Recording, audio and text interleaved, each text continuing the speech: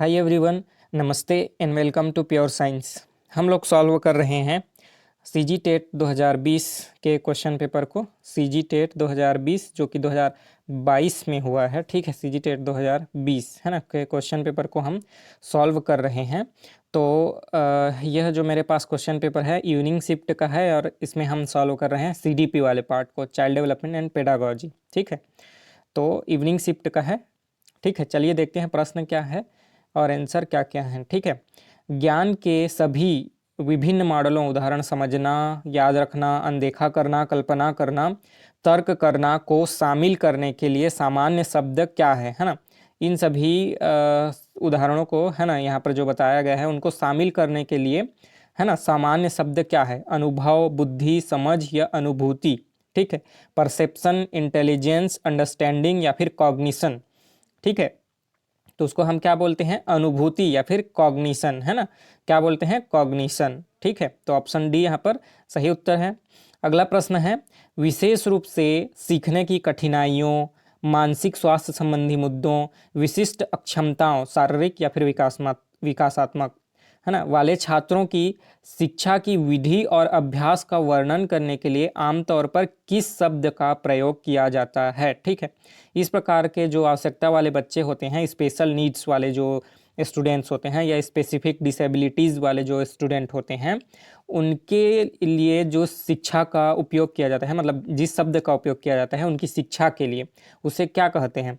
एकीकृत शिक्षा या विकलांगों के लिए शिक्षा या समावेशी शिक्षा या खास शिक्षा, है ना। इसमें से क्या बोला जाता है? Integrated education, education for disabilities, disabled, या फिर इंक्लूसिव एजुकेशन या फिर स्पेशल एजुकेशन, ठीक है। तो इसका सही उत्तर है खास शिक्षा या फिर स्पेशल एजुकेशन, जो कि स्पेशल नीड वाले बच्चों के लिए होता है, उसको स्पेशल एजुकेशन ही तो बोलेंगे ना, ठीक है।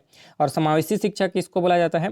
समावेशी शिक्षा उसको बोलते हैं जब स्पेशल नीड वाले बच्चे और नॉर्मल बच्चे दोनों एक साथ पढ़ते हैं, उसको बोला जाता है इंक्लूसिव एजुकेशन, ठीक है। और इस प्रकार के स्पेशल नीड वाले बच्चों के लिए खास शिक्षा, स्पेशल एजुकेशन, ठीक है। तो ऑप्शन डी सही उत्तर है। अगला प्रश्न है, निम्नलिखित में से किसे संज्ञान का कारक नहीं माना जाता है, ठीक है। संज्ञान का कारक नहीं माना जाता है, पूछा जा रहा है, ठीक है। क्रोध, भूख, स्थान छोड़ना या डर, है ना। तो स्पष्ट है, क्रोध को तो माना जाता है, भूख को भी, डर को भी, स्थान छोड़ना को नहीं माना जाता, ठीक है। रिट्रीट या फिर स्थान छोड़ना को नहीं माना जाता है, ठीक है। ऑप्शन सी यहाँ पर सही उत्तर है। अगला प्रश्न है, प्रतिभाशाली छात्र है, प्रतिभाशाली छात्र किसको बोलेंगे, ठीक है। उनके लक्षण बताए हुए हैं यहाँ पर, तो इनमें से किसको बोलेंगे प्रतिभाशाली छात्र? उनकी ज़रूरतों के प्रति मुखर नहीं होंगे उसको, या फिर अपने निर्णयों में स्वतंत्र होंगे उसको, या फिर शिक्षकों से स्वतंत्र होंगे उनको, या फिर अंतर्मुखी स्वभाव वाले बच्चों को, है ना। किस प्रकार के बच्चों को प्रतिभाशाली छात्र बोलेंगे, है ना। इसको तो सभी जानते ही होंगे, है ना। अगर आपको पता रहता है तो आप कमेंट करके तुरंत आंसर जो है मेरे को बताते जाइएगा, ठीक है। चलिए, इसको बोला जाता है तो अपने निर्णयों में जो स्वतंत्र होते हैं, है ना, अपने निर्णयों में स्वतंत्र बच्चों को बोला जाता है प्रतिभाशाली छात्र, है ना। इंडिपेंडेंट इन देयर जजमेंट्स, है ना, अपने निर्णय खुद लेते हैं, किसी से पूछते नहीं, है ना, किसी के कहने पर नहीं चलते, उन बच्चों को बोला जाता है प्रतिभाशाली छात्र। ऑप्शन बी सही उत्तर है। अगला प्रश्न है, साले आधारित सतत और व्यापक मूल्यांकन छात्रों के लिए उपयोगी है, ठीक है। तो किसके लिए उपयोगी है ना। साले आधारित सतत और व्यापक मूल्यांकन छात्रों के किस चीज़ के लिए उपयोगी है? यहाँ पर ऑप्शन में दिया गया है, उनके तनाव को कम करने के लिए, या मूल्यांकन को नियमित करने के लिए, या अपने कार्य को जांचने के लिए, या उपरोक्त सभी के लिए, है ना। इसका भी आंसर लगभग सभी जानते ही हैं, है ना। उपरोक्त सभी के लिए साले आधारित सतत और व्यापक मूल्यांकन, है ना, कंटिन्यूअस, ठीक है, जो इवोल्यूशन है, ठीक है, कंटिन्यूअस इवेल्युएशन, है ना, किसके लिए उपयोगी है? तो तनाव कम करने के लिए भी जरूरी है ना, मतलब एक ही साथ लास्ट में अचानक से क्वेश्चन ना लेकर के उनको शुरू से ही सतत, है ना, कंटिन्यूअस रूप से, है ना, प्री टेस्ट, फिर ऐसा मंथली टेस्ट, है ना, वीकली टेस्ट, ऐसे कंटिन्यूअस लेते रहने से उनमें प्रेशर कम होता है बच्चों में। ठीक है, आप अचानक से एक बार लास्ट में ले लेंगे तो प्रेशर बढ़ जाता है, और बार बार लेते रहेंगे तो उनका आदत हो जाता है। ठीक है, तो उसके लिए ज़रूरी है, मूल्यांकन को नियमित बनाने के लिए भी ज़रूरी है, अपने कार्य को जांचने के लिए भी ज़रूरी है, और है ना, तो इसलिए, है ना, उपरोक्त सभी, ऑप्शन डी यहाँ पर सही उत्तर है। अगला प्रश्न है, CCE प्रकार के मूल्यांकन का उद्देश्य है ना, CCE प्रकार के मूल्यांकन का उद्देश्य क्या है? अधिक अध्ययन सामग्री को आसानी से याद करने में, या अधिक अध्ययन सामग्री को जल्दी से याद करने में, या फिर याद रखने के कौशल विकसित करने में, है ना, या फिर उपरोक्त में से कोई नहीं, है ना। CCE प्रकार के मूल्यांकन का उद्देश्य इनमें से क्या है? हाँ, आपके लिए एक और क्वेश्चन है, ये CCE का फुल फॉर्म क्या होता है, आप मेरे को कमेंट करके बताएंगे। ठीक है, आपके लिए क्वेश्चन है एक, CCE का फुल फॉर्म क्या होता है? ठीक है, चलिए अब यहाँ पर आंसर देख लेते हैं। CCE प्रकार के मूल्यांकन का प्रमुख उद्देश्य इनमें से क्या है? तो इनमें से कोई नहीं, है ना, उपरोक्त में से कोई नहीं है इनका, इसका उद्देश्य। ठीक है, अगला प्रश्न देखते हैं, एक विशेष आवश्यकता वाली भाषा कक्षा आदर्श है ना, विशेष आवश्यकता वाली भाषा कक्षा आदर्श है, विशेष रूप से सुसज्जित या अलग से स्थित होना चाहिए, है ना, कौन सा आइडियली एक विशेष आवश्यकता वाली भाषा कक्षा कहलाएगी?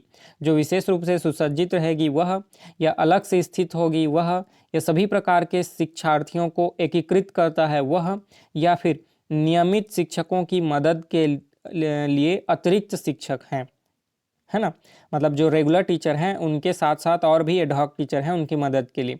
तो किस प्रकार के कक्षा को बोला जाएगा विशेष आवश्यकता वाली कक्षा, है ना?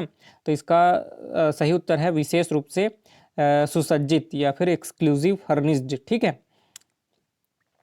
तो अगला है,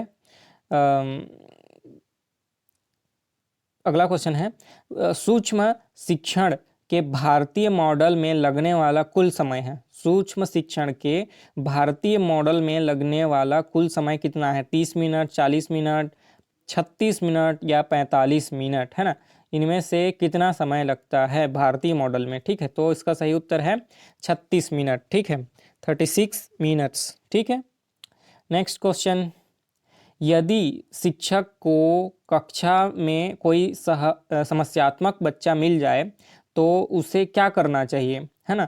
एक समस्यात्मक बालक मिल गया है किसी टीचर को, है ना, अपनी कक्षा में, तो उसे क्या करना चाहिए? बच्चे को तुरंत घर भेज देना चाहिए, या बच्चे की तरफ ध्यान नहीं देना चाहिए, या बच्चे को दंडित करना चाहिए, या बच्चे को परामर्श प्रदान किया जाना चाहिए? ठीक है, इसमें से क्या करना चाहिए? तो इसमें सीधी सी बात है, आप तो क्वेश्चन को देख, ऑप्शन को देख करके ही आंसर कर सकते हैं, है ना, इसमें यह ज़्यादा कठिन प्रश्न तो है नहीं, है ना। बच्चे को परामर्श प्रदान करना चाहिए, ऑप्शन डी यहाँ पर सही उत्तर है। ठीक है, अगला प्रश्न है, निम्नलिखित में से कौन सा बालक के विकास पर प्रभाव डालता है? ठीक है, इनमें से कौन सा, यहाँ पर 3-4 कारक दिए हैं, इनमें से कौन सा बालक के विकास पर प्रभाव डालता है? समाज, या परिवार, या विद्यालय, या इनमें से सभी, है ना? तो कौन सा इनमें से प्रभाव डालता है ना? देख करके ही स्पष्ट है, इनमें से सभी जो हैं, है ना, बालक के विकास पर प्रभाव डालते हैं। ठीक है, तो उपरोक्त सभी या इनमें से सभी, ऑप्शन डी यहाँ पर सही उत्तर है। ठीक है, ठीक, अगला देखते हैं। अगला प्रश्न है, शारीरिक विकास का संबंध नहीं होता है।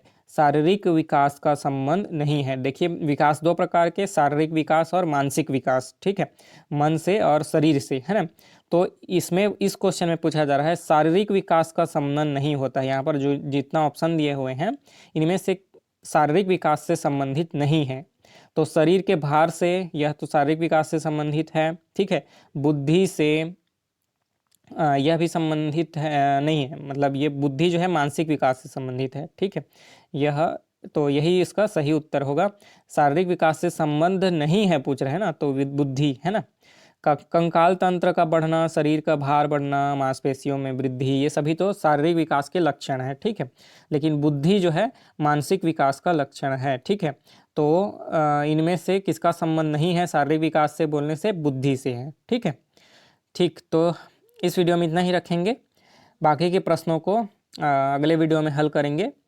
तो आपका कोई भी डाउट हो, कोई क्वेश्चन हो तो आप पूछ सकते हैं, ठीक है। चलिए मिलते हैं अगले वीडियो में। नमस्ते, धन्यवाद, थैंक यू।